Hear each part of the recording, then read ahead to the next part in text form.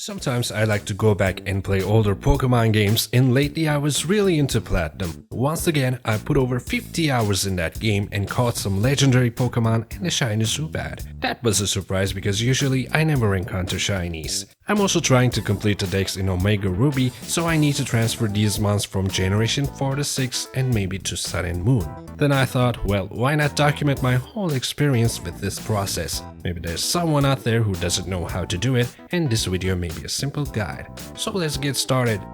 First, you will need 2 DSs or anything from the 3DS line. Actually, it's better to use a regular DS and a 3DS instead of 2 regular DSs because eventually you will need Pokemon Bank.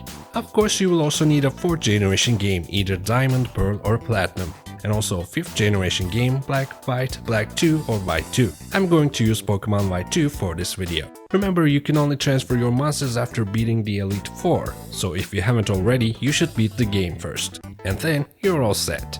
First, start your White 2 game. You need to travel to Route 15 and enter this building.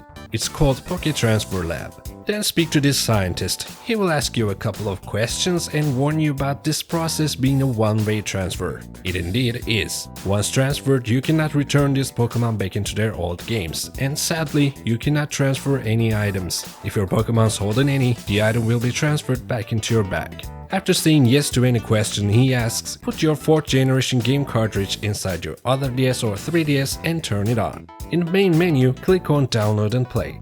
It'll start searching for the software, and when it's found, confirm to download it. Now you will need to choose exactly 6 Pokemon to transfer, no more, no less. And then you will play a minigame where you need to recapture your already captured Pokemon. Why? I don't know.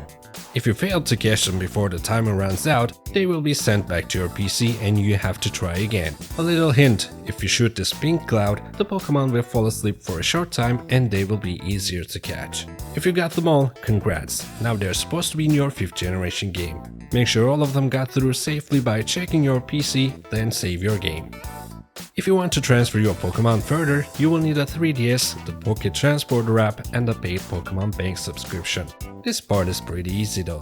Just put your 5th generation game cartridge to a 3DS, start the Poké Transporter app and choose your game from the menu. Remember, your Pokemon need to be in the first box of your PC. If they're not, you have to go back and organize. Confirm the transfer process and then you can close the app. Now you can simply use Pokemon Bank to transfer your monsters into any 6th or 7th generation game you would like.